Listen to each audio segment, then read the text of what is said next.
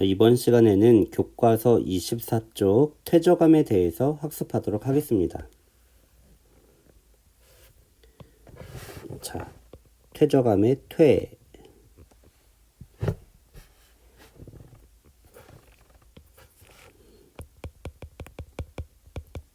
쌓다라는 뜻입니다.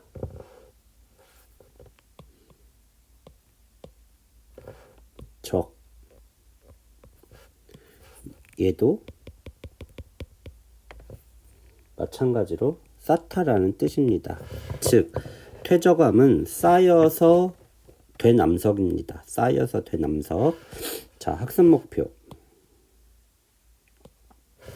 자, 첫 번째, 퇴저감의 생성 과정을 설명할 수 있다.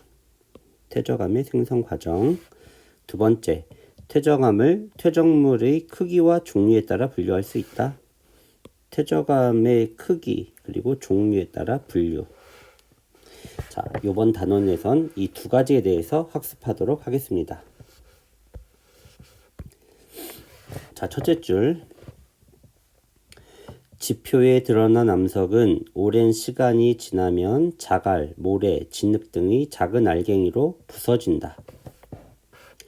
자갈, 모래, 진흙, 부서진다. 이 부서지는 것을 우리는 풍화라고 하고요. 이렇게 자갈, 모래, 진흙, 얘네들을 퇴적물이라고 합니다.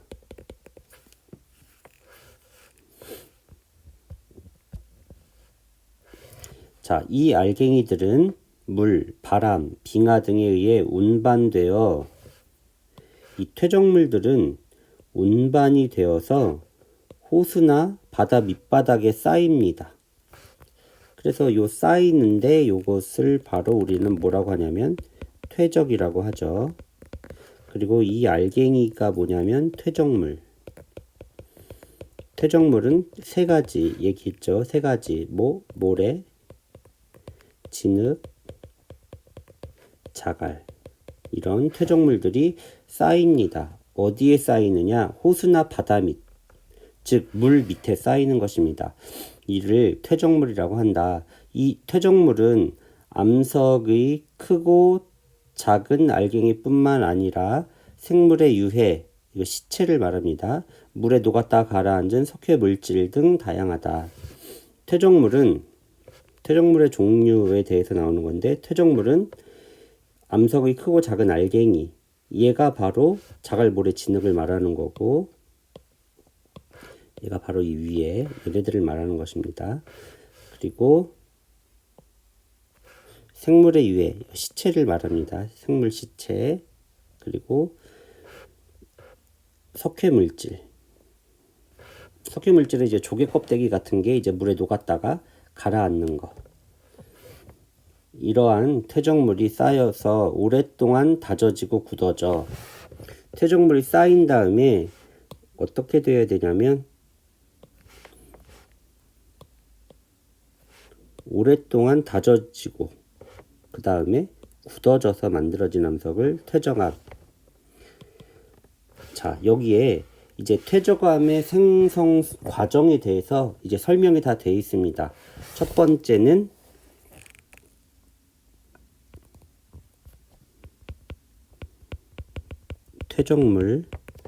퇴적물이 일단 있어야 되겠죠. 생성되고, 두 번째, 이 퇴적물들이 퇴적돼야 됩니다. 쌓여야 되고, 세 번째, 이 쌓인 것들이 다져져야 됩니다. 다짐 작용. 그리고 네 번째, 굳는다, 굳음. 자, 이게 바로 여기에 있는 첫 번째. 그리고 이게 퇴적물이 첫 번째 있어야 되고, 그리고 두 번째 쌓여야 되고, 세 번째 다져져야 되고, 네 번째 굳어져야 됩니다. 그럼 이렇게 1, 2, 3, 4번을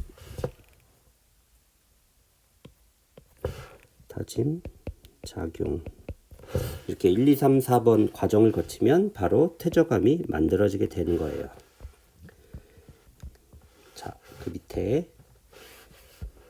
해보기 한번 볼까요?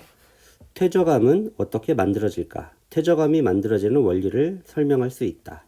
준비물, 고운 흙, 모래, 작은 자갈, 종이컵, 액체풀, 나무 막대, 헤어드라이어, 실험복. 유의할 점, 헤어드라이어가 과열되지 않도록 주의한다. 1. 고운 흙에 액체풀을 섞은 후 헤어드라이어로 말리자. 2. 모래에 액체풀을 섞은 후 헤어드라이로 말리자. 3. 작은 자갈에 액체풀을 섞은 후 헤어드라이로 말리자. 액체풀은 어떤 역할을 하는지 설명해보자. 고운 흙과 그리고 모래와 자갈, 거기에 액체풀을 섞었죠. 액체풀은 어떤 역할을 합니까? 이 흙, 모래, 자갈, 이 퇴적물이 서로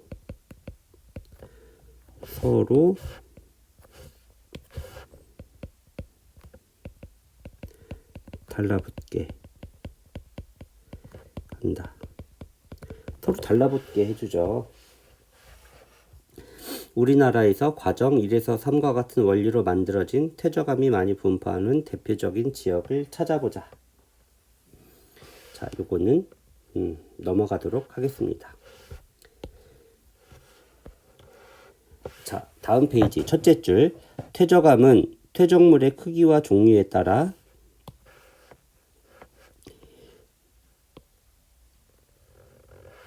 여감, 사암, 셰일, 셰일과 이암, 석회암 이렇게 나뉩니다.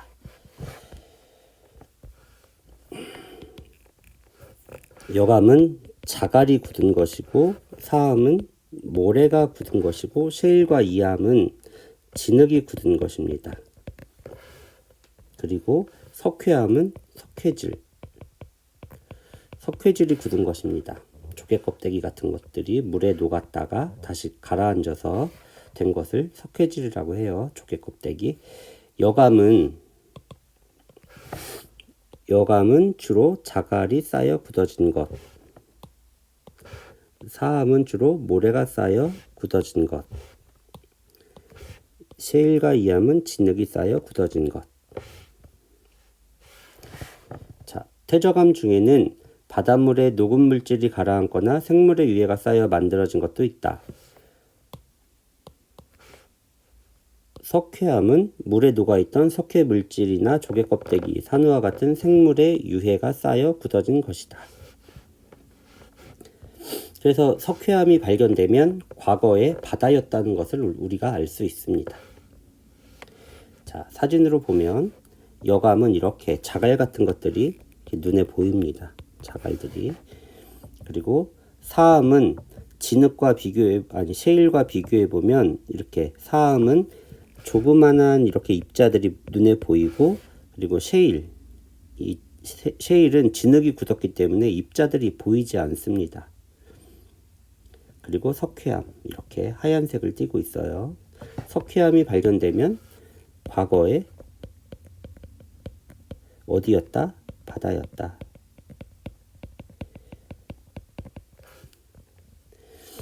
자, 퇴적물이 쌓이는 장소. 퇴적물의 크기가 작을수록 해안에서 먼 곳까지 운반되어 쌓인다. 퇴적물이 작으면 가벼우니까 멀리까지 떠내려간다는 말이에요. 따라서 해안 근처에는 자갈. 왜? 무거우니까 멀리 못 가죠. 해안 근처에는 자갈. 그래서 여감이 만들어지고, 먼 곳에서는 이제 가벼운 애들이 동동 떠내려가요. 그래서 진흙이 쌓여 셰일이나 이암이 만들어진다. 곰곰이 생각하면 당연한 말입니다. 자, 그 밑에 퇴적암에는 크기, 종류, 색깔이 서로 다른 퇴적물이 쌓이면서 만들어진 평행한 줄무늬가 나타나는데 이를 층리라고 한다. 층리. 평행한 줄무늬를 층리라고 합니다. 또 퇴적암에서는 과거에 살았던 생물의 유해나 흔적이 퇴적물과 함께 쌓여 만들어진 화석이 발견되기도 합니다. 화석이 발견. 화석은 뭐 초등학교 때 많이 들어봤죠. 생물의 유해나 흔적. 발자국도 화석이 되는 거예요. 그래서 퇴적암에서는 특이한 두 가지가 발견되는데 그것이 바로 층리 그리고 화석이 발견되는데 이 층리하고 화석이 발견되면 퇴적암이구나 이렇게 생각하면 된다는 거예요. 층리, 화석. 자, 오른쪽 이제 그림에 보면 층리가 뭐냐면 여기 보면 평행한 줄무늬들이 이렇게 보이죠. 줄무늬들이. 이게 바로 층리입니다. 층리. 그리고 화석은 뭐 이런 애들 화석이죠. 화석. 지층을 구성하는 퇴적물의 종류나 크기, 화석을 연구하면 퇴적암이 만들어질 당시의 환경이나 생물의 종류를 알 수 있다. 지층을 구성하는 퇴적물의 종류나 크기, 화석을 연구하면 퇴적암이 만들어질 당시의 환경이나 생물의 종류를 알 수 있습니다. 물고기 화석이 발견되면 과거에 그 물고기가 어디에서 살았느냐에 따라서 강에서 사는 물고기면 강이었다는 걸 알 수 있고 바다에 사는 물고기면 바다라는 것을 알 수 있겠죠. 그리고 여감이 발견되면 물살이 빠른 곳이구나. 또는 진흙이 쉐일이 발견되면 물살이 느린 곳이구나. 석회암이 발견되면 바다였구나. 이런 것을 알 수 있다는 것입니다. 자, 층리와 화석, 퇴적암에서 발견됩니다. 퇴적암에서 중요한 거예요. 층리와 발견, 퇴적암에서만 발견되는 것. 자, 스스로 확인하기. 1번 진흙이 굳어져 만들어진 퇴적암을 무엇이라고 하는가? 2번 퇴적암에 나타나는 평행한 줄무늬를 무엇이라고 하는가? 자, 여러분들이 이제 수업을 잘 들었으면 이 두 가지 답을 할 수 있을 거예요. 잘 모르면 교과서를 다시 한번 찾아보면서 1번, 2번을 풀어보기 바랍니다. 자, 이것으로 퇴적암에 대한 학습을 마치도록 하겠습니다.